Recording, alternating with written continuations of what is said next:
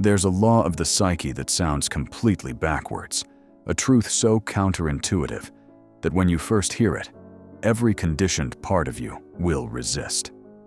But somewhere deeper in that place where your soul keeps its secrets, you'll recognize it as something you've always known. If you're watching this, you're exhausted. Exhausted from loving so deeply, yet feeling so distant. Exhausted from trying to make someone see what you see, feel what you feel. You've been chasing, convincing, proving your worth, and the more energy you pour into the connection, the more they seem to pull away.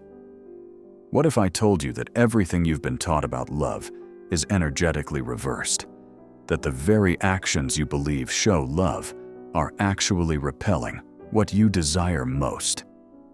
The feminine principle, the creative force that births galaxies and dreams into existence, operates by a law older than language itself. It chooses, it allows, it magnetizes. But it never pursues, and when it tries to, when it abandons its natural function to operate like the masculine, the entire energetic field collapses into chaos. This isn't about gender. This is about psychic energy, about cosmic law as fundamental as gravity. And in the specific dynamic of twin flames, where two souls recognize each other as complementary aspects of the same essence, understanding this law becomes the difference between union and endless suffering. If you are here, your soul already knows something is about to shift. You've felt this truth in your bones, but learned to doubt it. The runner-chaser dynamic you're living isn't your failure. It's energetic misalignment, and it can be corrected once you understand how. For decades, depth psychology explored what happens when masculine and feminine principles within the psyche meet and interact. The anima and animus, those inner counterparts we carry regardless of our physical bodies, reveal patterns that show up in every relationship we create. The discovery was startling. When roles align with natural energetic function, attraction flows effortlessly. When they reverse, relationships become battlegrounds. This matters now because you're at a threshold. The pain has brought you here, but the wisdom will transform you. By the end of this journey, you won't need to do anything except stop doing everything. You'll understand why the feminine must move first, and why that movement looks nothing like what you've been doing. Before we go deeper, if something in you is awakening as you hear this, please like this video and subscribe. Your support helps this truth reach other souls who desperately need to hear it. This isn't just information. This is transmission. Let's talk about what these principles actually mean, because pop psychology has watered them down into something unrecognizable. The anima and animus aren't simply the masculine and feminine aspects within us. They're archetypal forces, patterns of energy that shape how we relate to ourselves and others. The feminine principle is receptive, but here's what most people miss. Receptive doesn't mean passive. The earth receives seeds, yes, but it chooses which ones will flourish in its soil. It doesn't chase seeds begging to be fertilized. It offers conditions, and seeds either align with those conditions or they don't.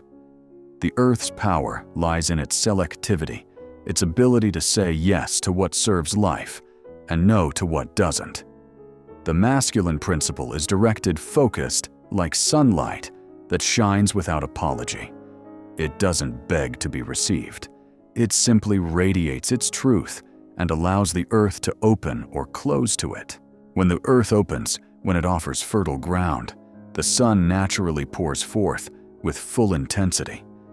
This is collaboration, not domination. This is natural law. Have you noticed how the more you chase, the further they retreat? This isn't cruelty. This isn't them being damaged or incapable of love. It's an energetic response to reversed polarity. When the feminine pursues, when it operates from need rather than choice, the masculine instinctively pulls back, because something feels fundamentally wrong in the field between you. This is cosmic physics, not personal rejection. Magnetic fields work a certain way in nature. The feminine creates the field through its presence, its radiance, its sovereign choice. The masculine aligns to that field, responds to it, moves toward it. When roles reverse, when the feminine starts chasing and the masculine starts retreating, you're not building attraction. You're creating resistance. Clinical observations over decades revealed something crucial. Couples who maintained deep, lasting connections were those where each person honored their natural energetic polarity. Those who lived in cycles of conflict, separation, and painful reunion were invariably those where polarities had become confused or completely inverted. Here's where it gets uncomfortable. Modern society, through a strange combination of misunderstood feminism and distorted patriarchal culture, has taught us exactly backwards.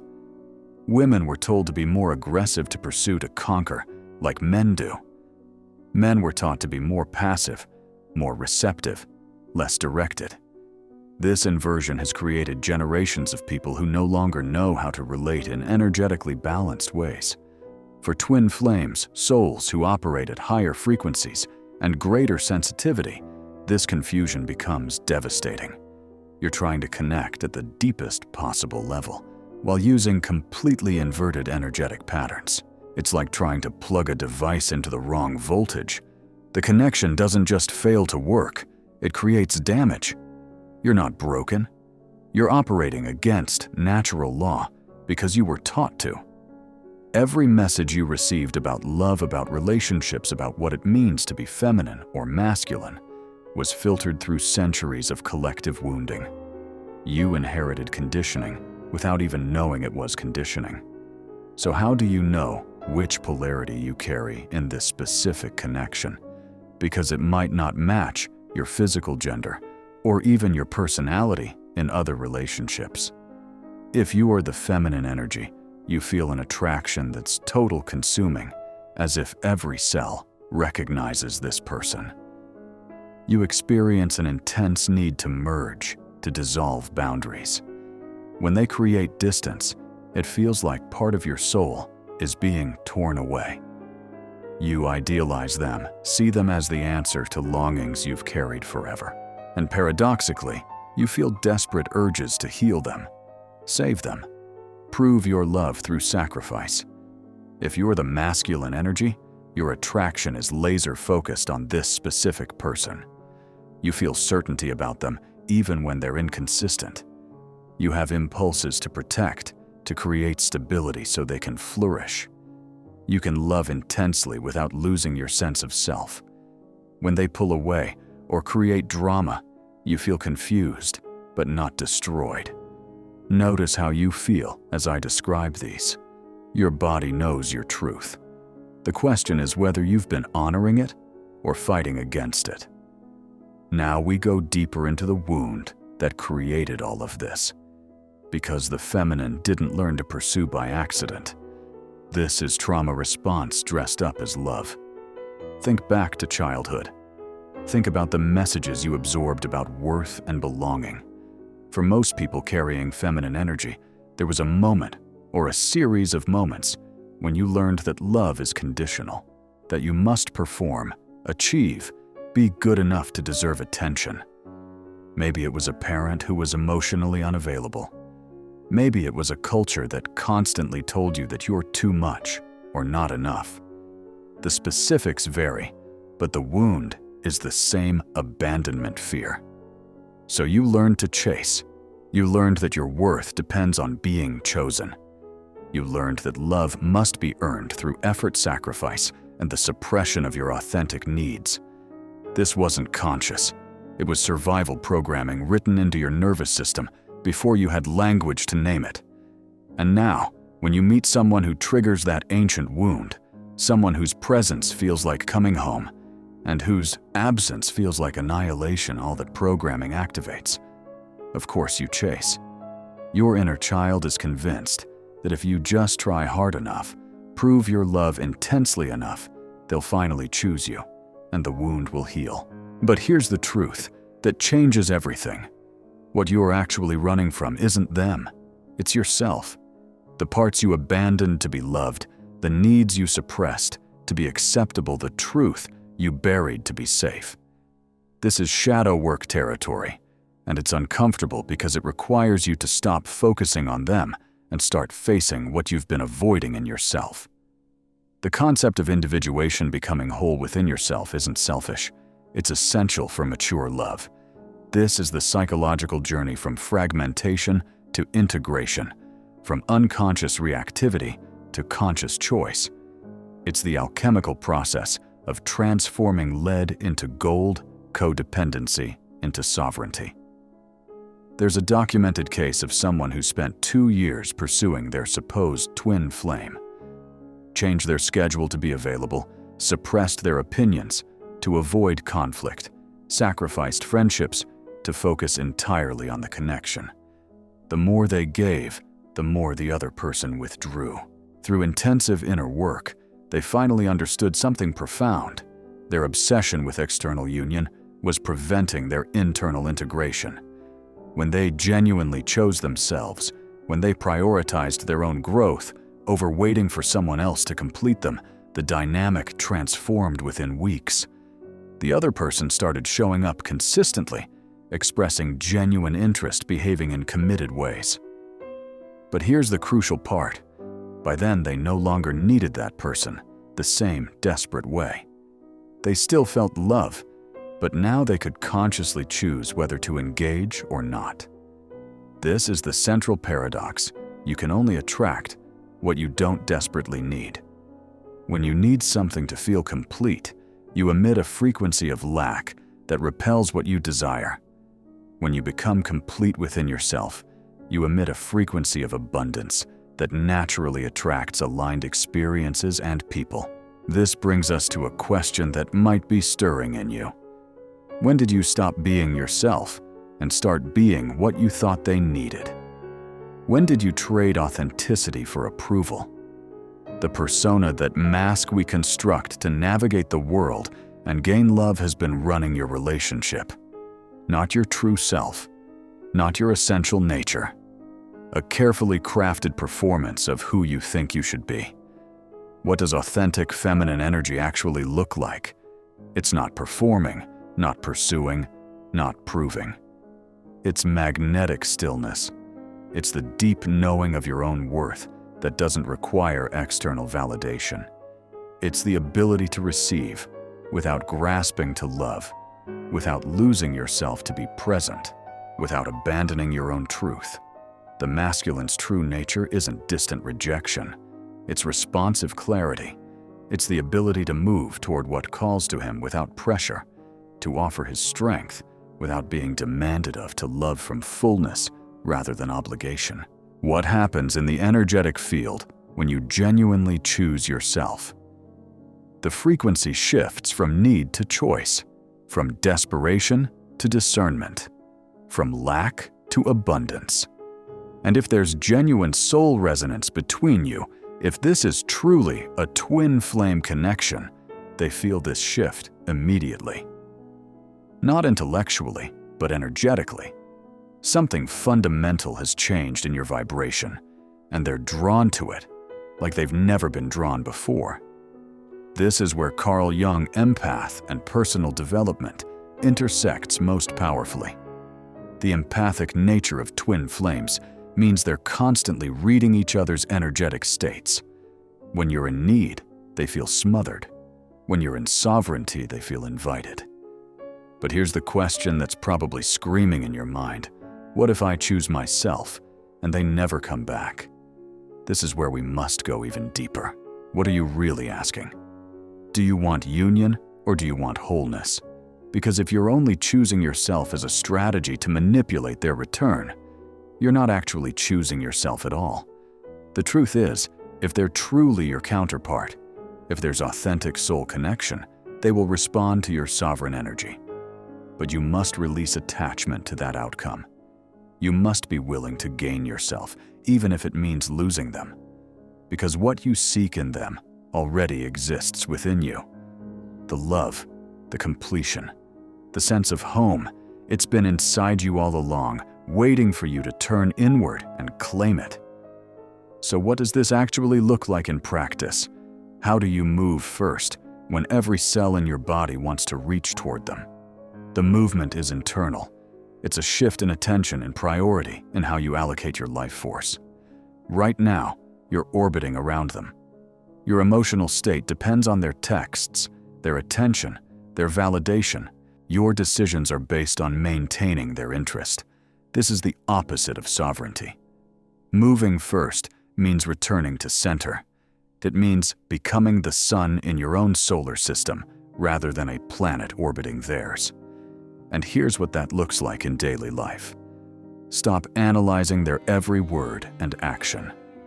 Every time you catch yourself wondering what they meant by that text, what their silence signifies, whether they're thinking of you, redirect that energy inward.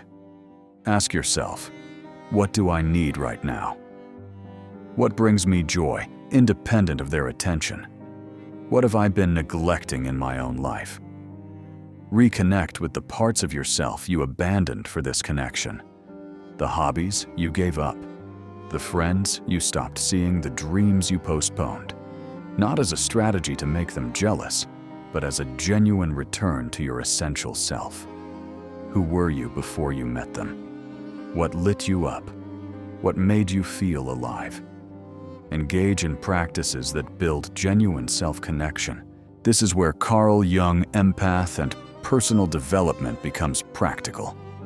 Work with your shadow, those disowned parts of yourself that you've been projecting onto them. Practice active imagination dialogue with your inner figures. Pay attention to your dreams. These aren't abstract exercises. They're how you retrieve the parts of yourself you've been seeking in another person. Fill your own voids. If you're lonely, create community. If you're seeking purpose, engage with meaningful work. If you need to be seen, learn to witness yourself with compassion. Every need you've been trying to get them to meet is actually your responsibility to fulfill. This is a week-by-week practice.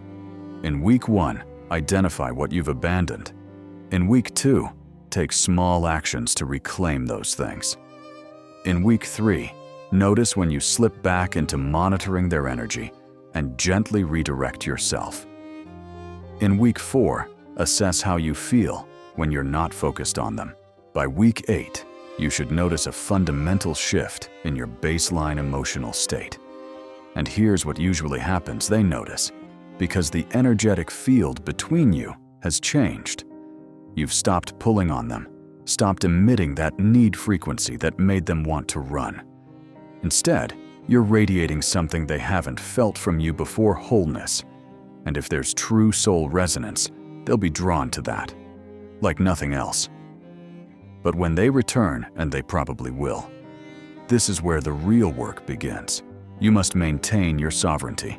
You cannot collapse back into old patterns the moment they show interest. This is the test. Can you receive their attention without abandoning yourself? Can you engage without making them the center of your universe again? Set boundaries from abundance, not fear. Say yes to what genuinely serves you and no to what doesn't, without apology or over-explanation. If they can only show up inconsistently, you get to decide whether that works for you. You're not begging them to change. You're simply clear about what you're available for. This is crucial to understand. Sovereignty isn't a temporary strategy to win them back. It's a way of life. The individuation process doesn't end. It continues throughout the entire journey of the connection and beyond. When both people establish themselves in their respective sovereignties, when both are complete individuals who consciously choose to create together rather than need each other to feel whole, something extraordinary becomes possible. This is the union of opposites, not a fusion where identities dissolve, but a synthesis where two complete beings harmonize to create something greater than the sum of their parts. Think of two master musicians, each perfect in their individual skill, coming together to create a symphony impossible for either to play alone. That's conscious partnership. That's what twin flame union actually looks like when it's healthy and whole. And even if this specific union doesn't manifest the way you envision, even if they never fully step into the connection you haven't lost, you've gained something infinitely more valuable yourself. You've learned to love from abundance rather than need. You've discovered that you can be complete without anyone else completing you. And a person who knows this truth is capable of creating relationships based on conscious choice rather than unconscious wound. This work doesn't just transform your twin flame dynamic. It transforms every relationship in your life. You become naturally magnetic, not through manipulation or strategy, but through authentic presence. You attract people and experiences that match your elevated frequency. This is how Carl Jung empath and personal development creates ripple effects far beyond one connection. So who do you become through this process? You transform from wounded chaser into sovereign chooser. From someone operating from lack consciousness into someone embodying abundance consciousness. From a person who needed external validation to define their worth into someone who knows their value is inherent and unchanging. This is what individuation produces: a human being capable of loving without losing themselves, connecting without abandoning themselves, surrendering without annulling themselves. Someone who can stand in relationship while standing in their own truth. Someone who can be vulnerable without being dependent, open without being consumed. But let's be clear about what this journey is really about. This isn't just about getting one person to love you the way you want. It's about your soul's evolution. The twin flame connection is a catalyst, a spiritual fire designed to burn away everything false until only truth remains. Sometimes that truth includes union. Sometimes it doesn't. If they come, beautiful. If they don't, you haven't failed. The relationship served its purpose. It revealed where you weren't whole so you could become whole. It showed you where you abandoned yourself so you could reclaim yourself. It triggered your deepest wounds so you could heal them. This is the hidden gift that only becomes visible when you stop fixating on the outcome you think you need. From a larger perspective, your soul chose this path, not to torture you, but to awaken you. Every moment of pain was an invitation to come home to yourself. Every instance of rejection was actually redirection toward your own wholeness. The universe wasn't being cruel, it was being precise.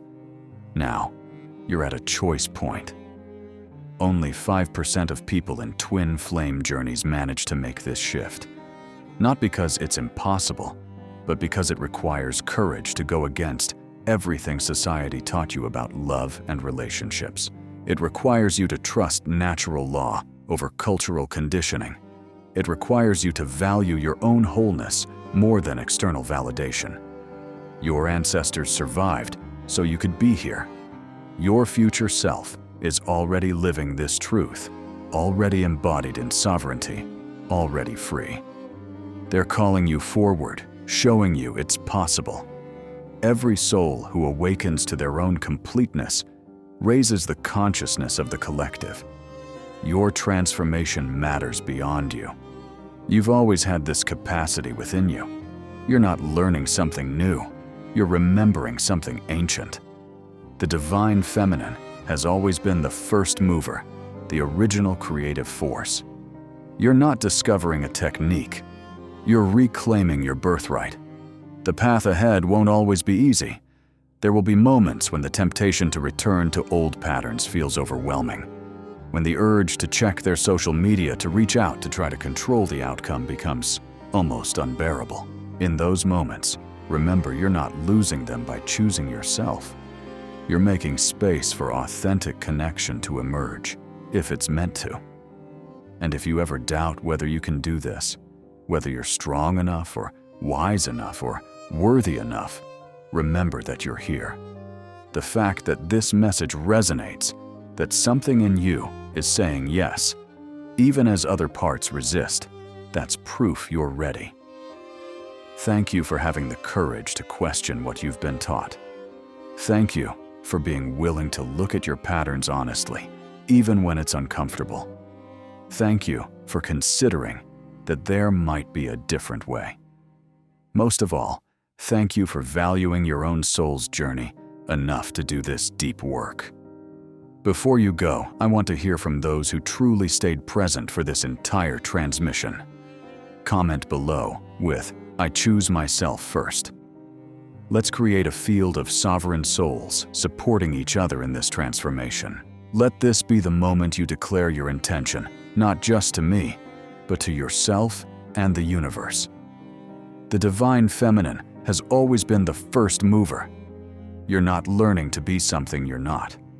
You're remembering what you've always been, and that remembering changes everything. See you in the next transmission. Until then, choose you.